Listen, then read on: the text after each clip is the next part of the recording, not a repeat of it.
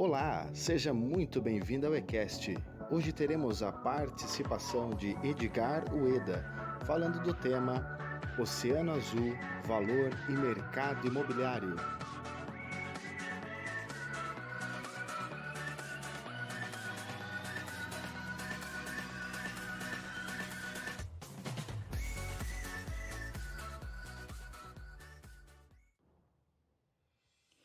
Fala galera do eCast, ao convite do meu grande amigo, parceiro Rômulo. Eu sou Edgar Ueda, fundador da Aneximob, uma empresa de inteligência imobiliária presente em mais de 14 estados e mais de 45 cidades do país. Também sou palestrante e escritor, autor do livro Kintsugi, O Poder de Dar a Volta por Cima, que ficou 12 semanas na lista dos mais vendidos pela Veja e pela Publish News. Também fui top 1 da Amazon como livro digital mais vendido. E agora com o meu recém-projeto, o meu novo livro que eu lanço agora no começo do ano, Desvendando a Caixa Preta do Sucesso. Mas vamos lá, galera, eu vou responder aqui as perguntas e vamos à primeira. Como você se situar no Oceano Azul? Como você se posicionar como uma empresa diferenciada em produtos e serviços, em posicionamento, e como que a gente percebe esse valor, né? Bom, é uma boa pergunta, Rômulo, e é muito interessante que há 5 anos e meio atrás eu li o livro Oceano Azul, né? E eu li como que eu poderia criar uma empresa de fato diferenciada, de fato uma empresa disruptiva no mercado. E a primeira sacada que eu tive foi quando todo mundo pensava que aquele produto, aquele serviço era osso, eu comecei a enxergar um filé mignon, ou seja, eu fui na contramão, onde todo mundo enxergava dificuldade, onde todo mundo enxergava problema, eu comecei a enxergar oportunidades, soluções, e claro que no começo foi muito desafiador, você provar para as empresas, para as construtoras, incorporadoras, loteadores, investidores, que a minha empresa tinha um diferencial, que eu, Edgar Ueda, tinha um diferencial competitivo. E aí foi quando eu percebi que era melhor ser um peixão dentro de uma lagoa pequena do que um peixinho dentro de uma lagoa grande. E eu comecei a enxergar o Oceano Azul em outras regiões. Então, o primeiro aprendizado, se você está navegando numa onda que todo mundo está surfando, ou seja, vamos para as capitais, vamos para as metrópoles, vamos empreender nas cidades que todo mundo está empreendendo, meu amigo, você já foi tarde, porque, ou seja, se você for onde já está aquecido o mercado, se você vai empreender, se você vai prospectar, se você vai fomentar no lugar já extremamente aquecido, você já chegou tarde, porque as pessoas provavelmente tiveram essa visão antes do mercado aquecer, antes do mercado ficar bom. Então, a gente tem que treinar esse nosso olhar, treinar o nosso cheiro, treinar o nosso tato para chegar antes da maioria, ou seja, quem chega na frente bebe sempre água limpa, né?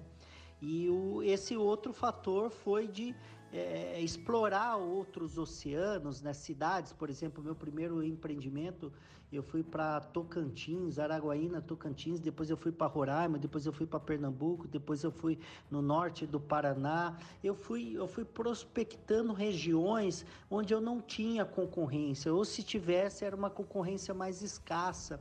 Era poucos concorrentes, né? Então, às vezes, a gente fica muito acostumado na zona de conforto. A gente sempre fica, eu vou empreender aqui na minha cidade, porque tudo é próximo, tudo é perto. Eu vou empreender aqui no meu estado, porque é rápido, é fácil eu pegar o carro, andar 1, 2, 3 horas, eu faço um bate e volta. Não sei se essa é a melhor visão de negócio. Eu sempre falo para os meus clientes e parceiros que eu vou onde existem as oportunidades, onde existe demanda, onde existe o dinheiro. Eu não vou porque é próxima à cidade onde eu nasci, ou é próxima à cidade onde eu resido, ou é regiões onde existe a maior, como que fala, concentração de concorrência. Não, eu vou na contramão, eu vou onde os meus concorrentes estão explorando pouco, né? Esse é o diferencial de você começar a enxergar o oceano azul. E o próprio livro fala, né, de a gente navegar no oceano vermelho, ou seja, onde poucos querem navegar, onde poucos querem explorar. Então, quando eu comecei a enxergar o remanescente, aquele estoque, onde ninguém queria pegar aquele empreendimento para vender, e aí eu comecei a falar, pô, se ninguém quer vender, passa para mim que eu resolvo. E comecei a vender um empreendimento, por exemplo, em Araguaína, Tocantins, que vendia 2, 3 unidades por mês. E eu passei a vender em média de 150 unidades por mês. Aí é fácil de multiplicar quantas vezes mais eu gerei resultado no empreendimento que tinha sido embargado, nenhuma imobiliária e corretor de imóveis queria trabalhar nesse empreendimento e virei esse empreendimento um case de sucesso. Eu entendi que eu tinha um diferencial, claro, que poderia ser um único empreendimento, mas o meu segundo empreendimento foi um empreendimento na cidade de Lins, um loteamento de 818 lotes, tinha sido vendido mais ou menos 20 e poucas unidades, e aí eu peguei e zerei esse empreendimento em menos de 90 dias. Ou seja, eu comecei a navegar em empreendimentos que eram remanescentes, estoques, empreendimentos que tinham sido mal sucedidos, mal performados. Então, e aí logo vem a segunda pergunta que o Rômulo me fez, é como ser percebido como uma empresa disruptiva, como ser percebido como uma empresa diferenciada. Foi exatamente baseado no meu resultado. Eu acho que contra fatos não há argumentos, né? Os números não mentem. Quando você começa a entregar, porque hoje tem muitos profissionais e muitas empresas que prometem, mas não entregam. Então seja coerente, seja concluente com as suas promessas. Prometeu, vai lá e cumpra, né? Você acendeu a luz, fique até o final e apague. Esse é o diferencial. Não importa se você vai falhar. Eu falhei inúmeras vezes até encontrar o modelo ideal de lançamento, o modelo ideal de concepção de empreendimentos, o modelo ideal de intermediação de áreas, que hoje a minha empresa é especializada em 4 setores, né? Lançamentos imobiliários, lançamentos de produtos imobiliários, concepção e validação de empreendimentos imobiliários, a parte de land bank, que é a fomentação de áreas para intermediação de empreendimentos, e o quarto é os eventos imobiliários através do Inside Mob, e onde o Rômulo é um dos meus parceiros aí na região sul e quiçá aí em todo o país. Bom, espero ter respondido essa primeira pergunta. Vamos lá para a segunda pergunta. Respondendo a sua segunda pergunta, Rômulo, como descobrir que uma ideia realmente será percebida como algo de valor pelo mercado? Então, ou que, enfim, ou durará apenas enquanto novidade, né? Bom, 2 perguntas muito bem elaboradas, vamos responder uma de cada vez. A primeira pergunta é o seguinte: hoje, cada vez menos os grandes investidores estão apostando em ideia, tá? Não que ideia não tem valor, tá? Mas como mensurar uma ideia? É difícil mensurar a ideia, né? Então, por isso que hoje a palavra do momento é startup, né? E a outra palavra do momento está dentro de uma linha da startup, que é o MVP, que é o mínimo produto vendido, né? Que traduzindo é o seguinte: você já colocou essa ideia para fazer? Ela já tem uma ação? Ela já foi testada? O mercado adquiriu, comprou a ideia? De fato, pode ser um sucesso? Quem que testou esse produto ou serviço? Quem que validou isso? Isso é o MVP. Então, se você não tiver isso, provavelmente os investidores não investirá, não apostará. Cada vez menos os investidores querem apostar em ideias, tá? Então, esse é o primeiro aprendizado. Então, você tem uma ideia, coloca em prática, vai lá, testa. Ah, mas eu não tenho dinheiro. Hoje tem como você fazer um MVP praticamente sem dinheiro, né? Todo mundo tem uma rede social, concorda? Cria uma ideia, joga na rede social e vai validar essa ideia. Vamos receber o feedback do mercado. Eu sempre falo que nada supera o mercado é que dita a regra, o mercado que vai comprar, o mercado que vai dizer se o seu produto ou serviço é bom, se tem qualidade, se o preço está adequado ou não, se o prazo de entrega está adequado ou não. Então é isso, tá? Eu tenho um amigo que inclusive é um dos maiores players de startup, ele fala que uma ideia não vale nada mais, nada menos do que uma cesta de 10 centavos, né? Então tem que tomar cuidado com aquela teoria, eu tenho uma ideia que vai mudar o mundo, ok. Então vamos validar isso na prática para ver se existe essa grande mudança mesmo, né? E entendendo que quando você tem uma ideia, não é só você que tem uma ideia, existem dezenas ou centenas ou talvez milhares de outras pessoas que também possuem uma mesma ideia, talvez não semelhante na entrelinhas ou nas vírgulas, né? Mas ninguém tem mais uma ideia única, tá? E a segunda pergunta é o quanto que ela vai ser novidade. Isso é muito desafiador. Novidade não por muito tempo, né? Porque, ou seja, hoje, baseado no mundo digital, a sua ideia ou o seu negócio, ele é fácil ser pulverizado, né? A divulgação, ele torna uma escala exponencial da noite para o dia, né? Dependendo da maneira de como você se posiciona e coloca o seu projeto, a sua ideia no mercado. Segundo, que existem as ideias que nascem a partir de uma nova ideia. Então, os grandes negócios, praticamente quase ninguém cria nada do zero, né? Então, a partir do momento que você colocar a sua ideia no mercado, vai vir algumas outras pessoas que vai criar algo similar, ou vai pegar a sua ideia e vai servir de um ponto de criação de um novo negócio, uma nova ideia, e que está tudo bem.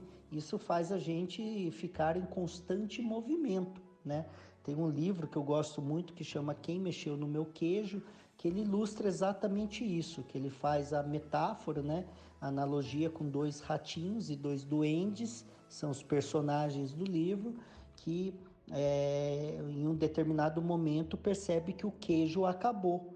Só que os dois ratinhos ficam esperando o queijo voltar. Um dia vai melhorar, um dia vai melhorar, um dia o queijo vai voltar, um dia a gente vai voltar para o nosso estoque de queijo e ele vai estar lá.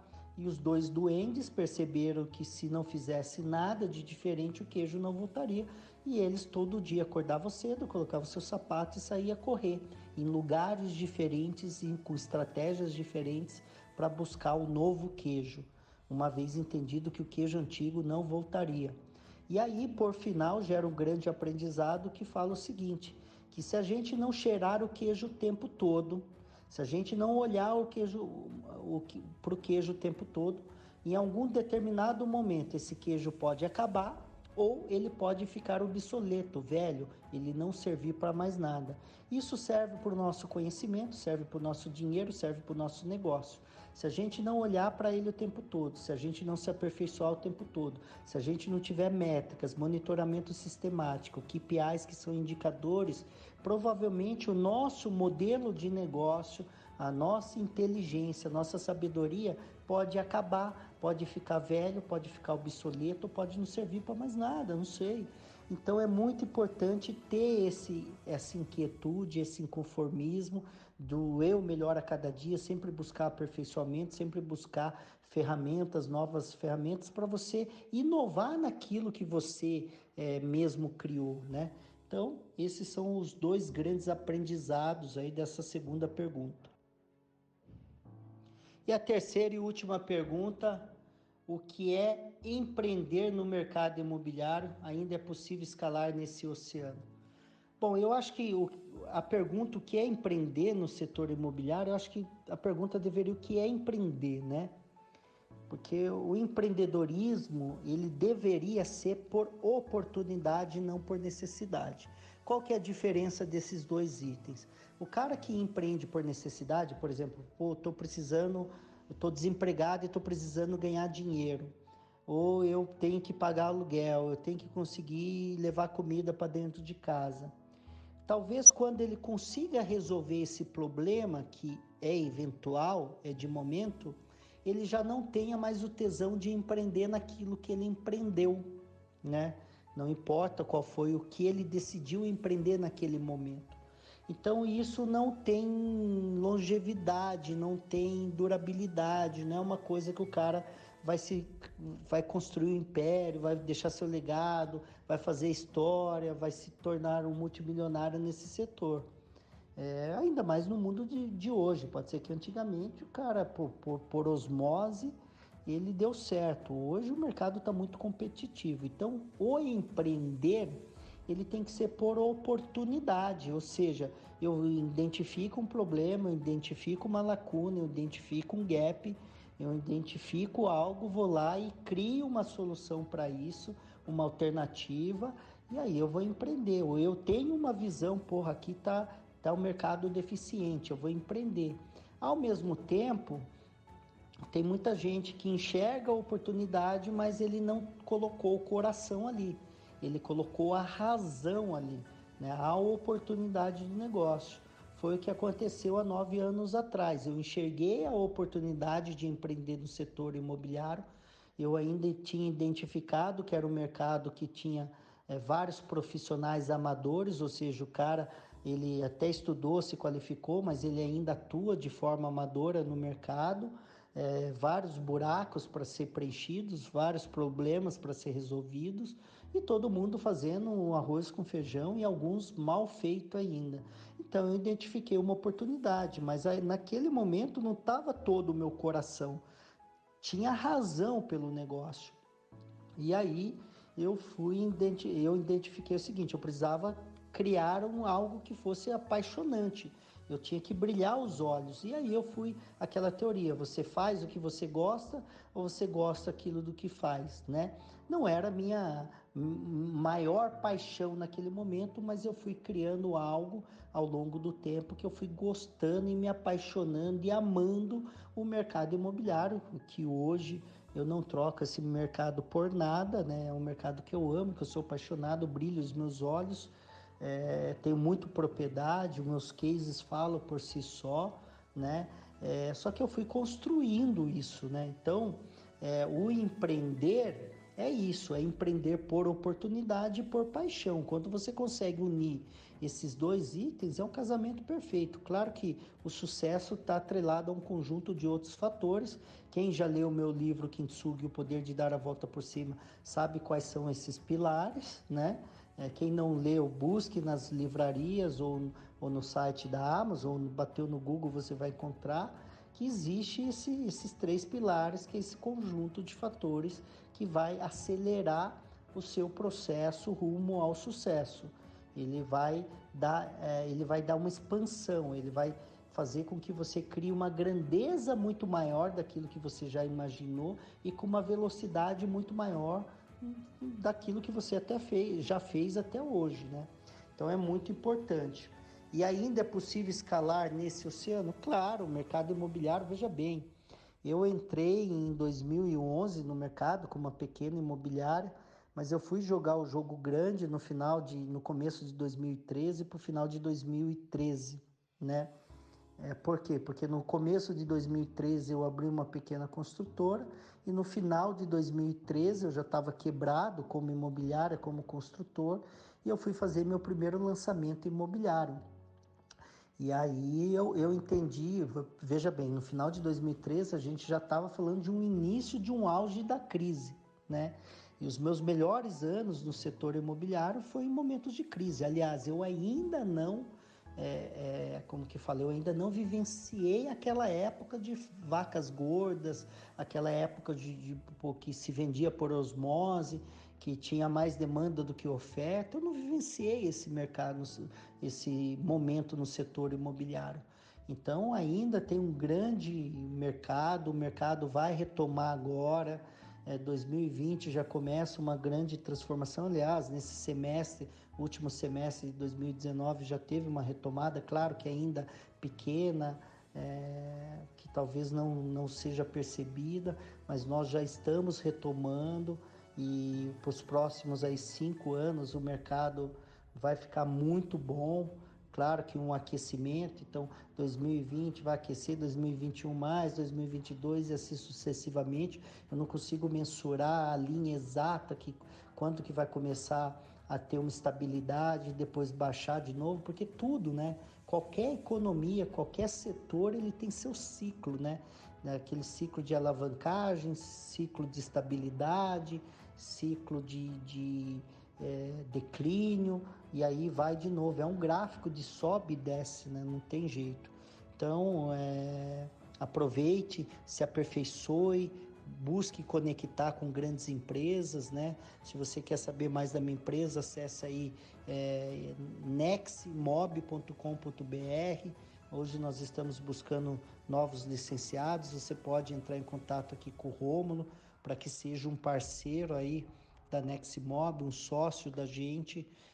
Hoje nós somos considerados um dos maiores players do setor imobiliário na área de vendas de remanescente e um dos maiores na área de lançamento no país, né? Então, se você quer aprender a se tornar um grande player de vendas, ainda mais de fazer grandes números, grandes resultados, nós já zeramos no auge da crise, vendemos 100% o empreendimento em 2 dias, 47 milhões, 735 unidades, vendemos um empreendimento de 188, 36 milhões em 6 horas, isso estou falando do final de 2015, no auge da crise. Então, a gente tem números e metodologias diferenciadas, além da área de lançamento, a área de validação de áreas, concepção de empreendimentos, formação de land bank, a parte de eventos do setor imobiliário, a parte de incorporação. Então, são múltiplas expertises que a gente pode contribuir com o seu negócio. Bom, eu sou Edgar Ueda, espero ter respondido todas as suas dúvidas e te vejo no próximo episódio e algum outro que eu seja convidado pelo meu grande amigo e parceiro Rômulo nesse grande projeto que é o eCast. Até a próxima. Me segue lá nas redes sociais, Edgar Ueda Oficial.